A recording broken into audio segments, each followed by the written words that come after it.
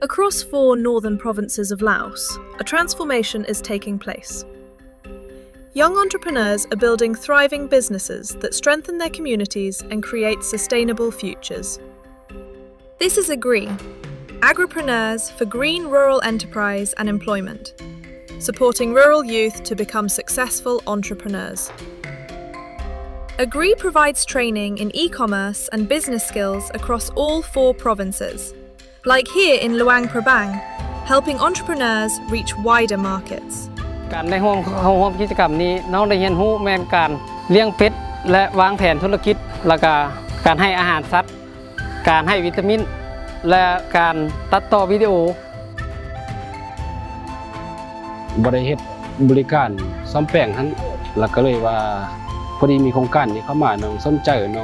องอยากได้ทุนของโครงการแล้วน้องก็เลยว่าได้ไปสมัครเข้าคิดว่าทำอิฐเนาะก็มันความมักแล้วก็ความตั้งใจเฮาเนาะลงมือเฮ็ดแล้วก็เสิร์ชเจอเกี่ยวกับมันหั่นเฮาต้องมีมือนึงแล้วเฮาจะเฮ็ดได้ต้องมีผมสำเร็จ In Udomsae Province, entrepreneurs learn to combine traditional knowledge with modern business practices. ความฝันที่อยากเฮ็ดเนาะอยากวางธุรกิจเพื่อให้อนาคตหรือว่าสืบต่อของลูกหลานเนาะปัจจุบันเฮามี4ชนิดเนาะปลาปากแล้วก็ปลาในปลาอินเดียปลากินยาเนาะแต่ว่าเดี๋ยวนี้อยากนำปลาดุกแล้วก็ปลานิ่นเข้ามาอีกเนาะเพราะว่าลูกค้านี่ถามหาปลาดุกปลานิ่นมันเนาะเพื่อจะให้ชีวิตที่ดีขึ้นก็ค้าขายปลาลูกปลาให้ได้หลายกว่าเก่าส่วนปีนี้ตัวอย่างคือได้30,000 ตัวเนาะถ้าว่าเฮานำปลาดุกกับปลานิ่นมาอาจจะได้ประมาณ50,000 ตัวสิเนาะมันจะเพิ่มขึ้น Hua Pan Province shows the diversity of AGREE-supported businesses, from aquaculture to vegetable growing, each adapted to local conditions. ตะกี้จากที่น้องบ่เคยรู้เกี่ยวกับการเพาะพันธุ์ปลาเนาะคือตะกี้เลี้ยงปลาซีนถือว่าเลี้ยงธรรมดานี่เฮาก็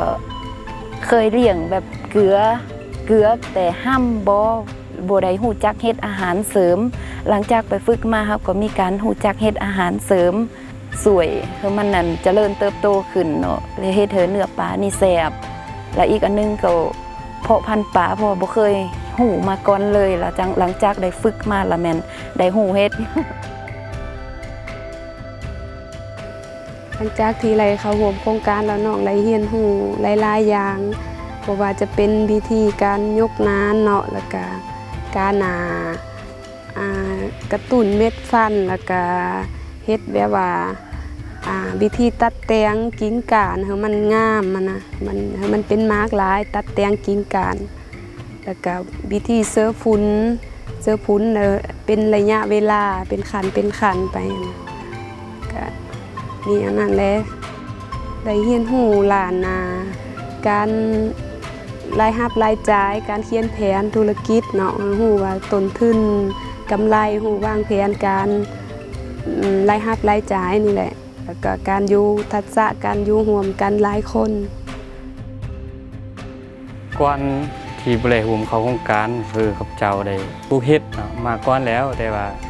ปลูกหน่อยพอเป็นรายได้เสริมพอกินนั่นแหละแต่ก็ไม่มีการขยายตัวเลยบ่มีเป้าหมายหยังบ่มีการบริหารเงินอะไรคือขายไปก็มีแล้วก็หลังจากที่เข้าร่วมมาแล้วมีความแตกต่างหลายเห็นได้ชัดปัจจุบันนี่ก็มีฟาร์มเป็นของตัวเองคือบ่สมบูรณ์สามารถนำเครื่องจักรเข้ามาสวยในร้านแห่งงานแล้วก็สามารถเฮ็ดโรงเรือนขนาด6 คูณ 9อะไรบรรจุอะไรประมาณ 15,000 กว่าหลังจากน้องได้เข้าร่วมโครงการแล้วน้องได้เรียนรู้เทคนิคต่างๆเนาะการเลี้ยงแล้วก็การซักยาป้องกันแล้วก็รู้จักคิดไหลคำนวณรายรับรายจ่ายแล้วก็รู้จักหมู่คู่หลายคนตอนทำอิฐยังบ่ทันได้เข้าร่วมโครงการนี่เนาะเฉลี่ยรายรับอยู่ที่15-20เนาะล้านต่อปีหลังจากที่ว่าได้เข้าร่วมโครงการนี่แล้วเฉลี่ยรายรับอยู่จะได้อยู่ประมาณ40 ปลายล้านต่อปี In Xiangkhouang Province, Agree participants already seeing results from their training.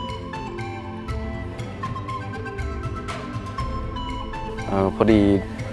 น้องได้เข้ามาโครงการนี้เนาะก็เฮ็ดให้น้องมีแนวคิดที่ว่ามั่นคงอีกอย่างหนึงเพราะว่าก็ได้เข้าไปฝึกอบรมหลายครั้งเนาะในการฝึกอบรมนี้เมื่อก่อนบ่เคยฮู้เกี่ยวกับการซอกหาตลาดซอกหาลูกค้าแล้วก็การเก็บบัญชีการบันทึกจดจ่ายทุกสิ่งทุกอย่างก่อนที่เราจะเริ่มธุรกิจนะพอได้เข้าไปฝึกกับโครงการนี้ถือว่าฮู้ขึ้นหลายเติบอันนี้นะโดยเฉพาะแม่นรายรับรายจ่ายแล้วก็ต้นทุนเฮาเห็นเอาได้เฮาสิมีผลกำไรตัวนี้เป็นหลักเลยน้องนะได้อันผมฮู้ใหม่ๆเลย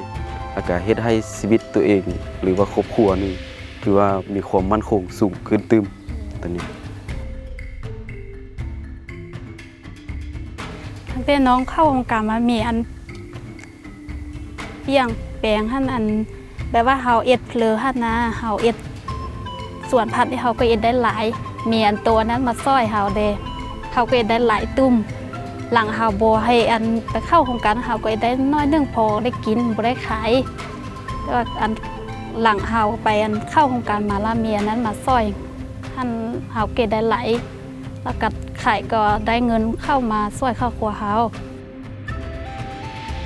สภาพในเบื้องต้นก็มีพบความยุ่งยากเนาะ1ก็เป็นประสบการณ์เนาะแล้วก็2แล้วเป็นเอาขาดวิชาการเนาะแล้วขาดการเบิ่งแยงในระยะเริ่มต้นแล้วหลังจากที่ได้เข้าโครงการแล้วแม่นถ้าโครงการได้ไปฝึกส่งไปฝึกกันอยู่ที่เกษตรปักเสืองเนาะเป็นระยะ1เดือนแล้วกลับมาแล้วมันมาเริ่มเฮ็ดเป็นพ่อพันธุ์กบแล้วปลาในก็ถือว่าประสบผลสำเร็จเนาะ From Xiangquang to Huapan, Udom Sai and Luang Prabang, the Agree program is building a network of rural entrepreneurs who are transforming their communities through hands-on training, business support and mentorship. Hundreds of young people are creating sustainable livelihoods close to home. With each skill learned, each business grown, and each community strengthened, Agree is helping build a prosperous future for rural Laos.